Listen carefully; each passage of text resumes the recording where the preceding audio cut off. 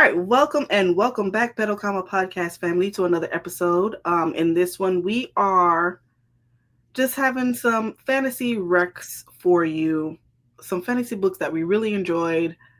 Some I felt like were underhyped. I'm pretty sure Liz feels the same way. So we're just gonna go ahead and discuss that. So if you're interested, stick around.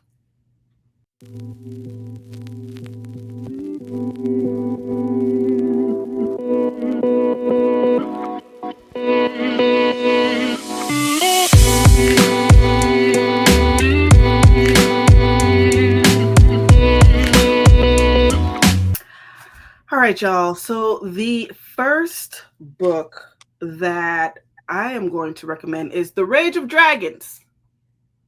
Oh, I thought it was in the shot. It's not in the shot. Evan Winter. Where's my camera? Oh, look. There you go. Boom. There you go. Rage of Dragon. Evan Winter. I feel like this series is slept on. I really do. Really, really, really do. Um, Let me just read you the synopsis and then I can tell you what I think. So the Omahai people have been fighting an unwinnable war for almost 200 years. The lucky ones are born gifted. One in every 2,000 women has the power to call down dragons. One in every 100 men is able to magically transform himself into a bigger, stronger, faster killing machine. Everyone is fodder, destined to fight and die in the endless war. Young, giftless Tao knows all this, but he has a plan of escape. He's going to get himself injured, get out early, and settle down to marriage, children, and land. Only he doesn't get the chance. Those closest to him are brutally murdered, and his grief swiftly turns to anger. Fixated on revenge, Tao dedicates himself to an unthinkable path. He'll become the greatest swordsman to ever live, a man willing to die 100,000 times for the chance to kill the three who betrayed him. This book was one of my top books of 2024. This book was slept on. This book was amazing. This is, what's the name of that one series that we watched? That's like a revenge plot from like back. God, what is the name of that series? But he is just on a revenge mission, and the further he gets into fighting, learning how to fight, doing what he has to do, he learns that there's more going on within the actual world because he wasn't paying attention. He knows that people are fighting. He knows that, people are trying to encroach on their land and all that good stuff. But because of how well he fights, though, he gets swept up into the politics of it, into the government of it, and he learns more, and then he realizes that there's a bigger plot. I just want you to understand, though, this man is angry, and you feel that anger, but you understand it. But I love the way the author wrote it. I think Evan Winter is a really, really fantastic writer. I love how you're in his mind and you can realize, you'll see when he realizes, okay, this person really wasn't that bad. I'm just mad that you did X to me and I'm taking it out on you. Or this person is a better fighter than me, but I know your weaknesses, so I'm going to use that to my advantage. Like, I love that you're able to see him as a person go through his trauma and his grief and come out of it. But the story itself, fantastic. I loved it. I as a matter of fact, my husband listened to it on Audible. He ate this book up. He ate up the second book, which is The Fires of Vengeance. He loved it. I was like, you're welcome. Just saying. What's your book, Liz? My first book is The Library at Mount Char. Mm. I will recommend that book until I'm blue in the face. I really enjoyed it. I enjoyed the ending. Um there were moments where I had to be like, what? But Yeah. so this book, A Missing God, a library with secrets to the universe, a woman too busy to notice her heart slipping away. Caroline's not so different from the other people around her. She likes guacamole and cigarettes and steak. She knows how to use a phone. Clothes are a bit tricky, but everyone says nice things about her outfit with the Christmas sweater over the gold bicycle shorts. After all, she was a normal American herself once. That was a long time ago, of course, before her parents died, before she and the others were taken in by the man they called father. In the years since then, Caroline hasn't had a chance to get out much. Instead, she and her adopted siblings have been raised according to father's ancient customs. They've studied the books in his library and learned some of the secrets of his power. And sometimes they've wondered if their cruel tutor might secretly be God.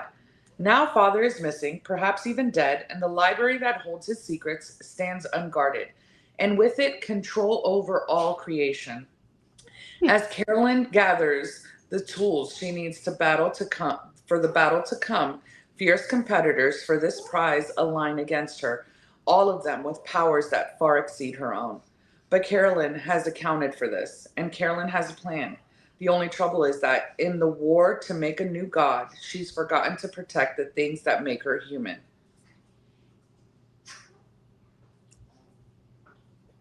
I have that on my Audible, waiting for me to listen to it.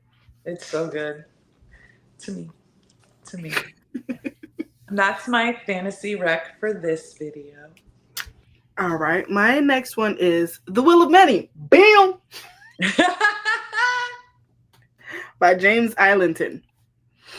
Let me read the synopsis. The Catanan Republic, the hierarchy, may rule the world now, but they do not know everything. I tell them my name is Vis Telemus. I tell them I was orphaned after a tragic accident 3 years ago, and that good fortune alone has led to my acceptance into their most prestigious school. I tell them that once I graduate, I will gladly join the rest of civilized society in allowing my strength, my drive, and my focus, what they call will, to be leached away and added to the power of those above me, as millions already do, as all most eventually do. I tell them that I belong, and they believe me. But the truth is that I have been sent to the academy to find answers, to solve a murder, to search for an ancient weapon, to uncover secrets that may tear the Republic apart, and that I will never, ever cede my will to the empire that executed my family. To survive, though, I will still have to rise through the academy's ranks. I will have to smile and make friends and pretend to be one of them and win. But if I cannot, then those who want to control me, who knows my real name, will no longer have any use for me. And if the hierarchy finds out who I truly am, they will kill me. Let me tell you something. Again, another book on my top 10 of 2024. Fantastic. I ate this book up. This book is so good. 5 stars. This is like Selena Sardathian, and then you find out who she is, but in school.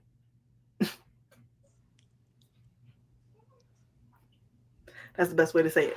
And it's a guy. But this was a fantastic series. And the second book comes out in November of this year.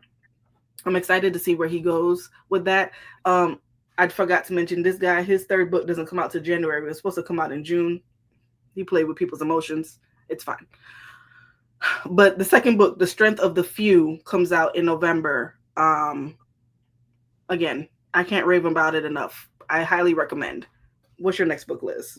My next book is Howl's Moving Castle by Diana Wynne Jones. I have that on my TBR. I've always seen the Ghibli Studios movie, Mm-hmm. and when I was looking for an Audible Plus book to listen to, this was on there, and I was like, you know what? Let me give it a listen. Yeah. I fell in love. I absolutely loved it. It is on Kindle Unlimited. Mm-hmm. So if I you know, want I downloaded it. it's on there. Let me give you a little synopsis. Sophie has the great misfortune of being the eldest of 3 daughters, destined to fail miserably should she ever leave home to seek her fate. But when she unwittingly attracts the ire of the Witch of the Waste, Sophie finds herself under a horrid spell that transforms her into an old lady. Her only chance at breaking it lies in the ever-moving castle in the hills, the Wizard Howl's castle. To untangle the enchantment, Sophie must handle the heartless Howl, strike a bargain with a fire demon, and meet the Witch of the Waste head on. Along the way, she discovers that there's more to Howl and herself than first meets the eye. In this giant jigsaw puzzle of a fantasy, people and things are never quite what they seem. Destinies are intertwined, identities exchanged, lovers confused, The witch has placed a spell on Hal. Does the clue to breaking it lie in a famous poem? And what will happen to Sophie Hatter when she enters Howl's castle? I love it. Yeah, I have all intentions of reading that. I saw it was on Kindle Unlimited. I was like, yeah, I've heard everyone and their mother talk about that book. So, Yeah, I love it. all right. So my next and final one is going to be Legendborn by Tracy Dion. Oh, really? I'm going to be reading that book soon. You sure will. So let me read the synopsis. So, after her mother dies in an accident, 16-year-old Bree Matthews wants nothing to do with her family memories or childhood home. A residential program for bright high school schoolers at UNC Chapel Hill seems like the perfect escape until Bree witnesses a magical attack her very first night on campus. A flying demon feeding on human energies, a secret society of so-called Legendborn students that hunt the creatures down, and a mysterious teenage mage who calls himself Merlin and who attempts and fails to wipe Bree's memory of everything she saw. The mage's failure unlocks Bree's own unique magic and a buried memory with a hidden connection. The night her mother died, another Merlin was at the hospital. Now that Bree knows there is more to her mother's death than what's on the police report, she'll do whatever it takes to find out the truth, even if that means infiltrating the Legendborn as one of her initiates. She recruits Nick, a self-exiled Legendborn with his own grudge against the group, and their reluctant partnership pulls them deeper into society's secrets and closer to each other. But when the Legendborn reveal themselves as the descendants of King Arthur's knights and explain that a magical war is coming, Bree has to decide how far she'll go for the truth and whether she should use her magic to take the society down or join the fight. This book, I ate this book up. It's a thickum. I got it over there on my little wall. It is a thick one. I call it my wall of fantastics. Yeah. Loved it. Ate it up. That was the first time I've ever read a book where a black person is the lead and it's a fantastical story. That's crazy to me. Loved it. I'm excited to read it. All right, Liz, what's your final one? My final one is Woven in Moonlight. Oh, you just read that. Yes, by Isabel Abanez. And I really enjoyed it. This is a duology. Mm-hmm. I have not read the second book yet, but I will be reading the second book. Let me let you know a little bit about the book. A little bit about the book. Okay. Zemina, spelled with an X, because we love that.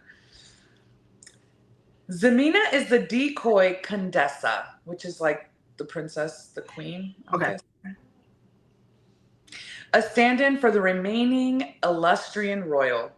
Her people lost everything when the usurper Atok used an ancient relic to summon ghosts and drive the Illustrians from La Ciudad. Now Zemina's motivated by her insatiable thirst for revenge. God, you gotta love a good revenge story. And her rare ability to spin thread from moonlight. When Atok demands the real Condessa's hand in marriage, it's Zemina's duty to go in her stead.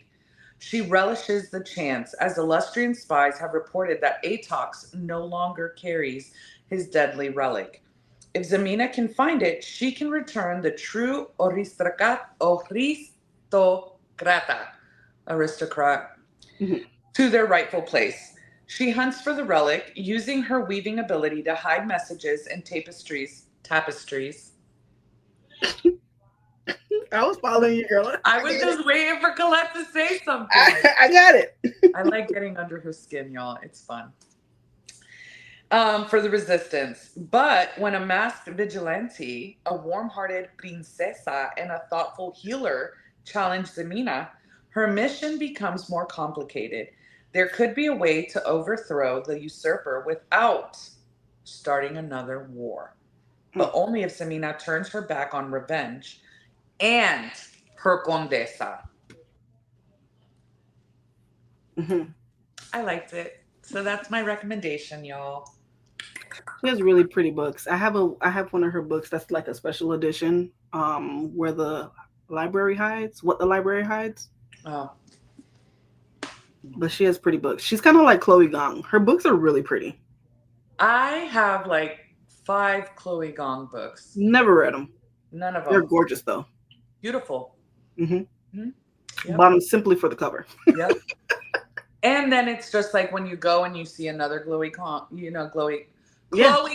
book. Liz, let's talk. Use our words. It's like you have to buy it because you're like, well, I already have the other one at Right. home. I have the other one, so Like, duh. I get it. But yeah, it's my book, guys. Mm-hmm. Have you read any? Did we just help you add something to your TBR? Let us know below. That's the end of this video, guys. We thank you so much, and we appreciate y'all so much. Please like, share, subscribe. Join us on our socials, TikTok, Facebook, Instagram, and we will see you guys next time. Bye. Bye.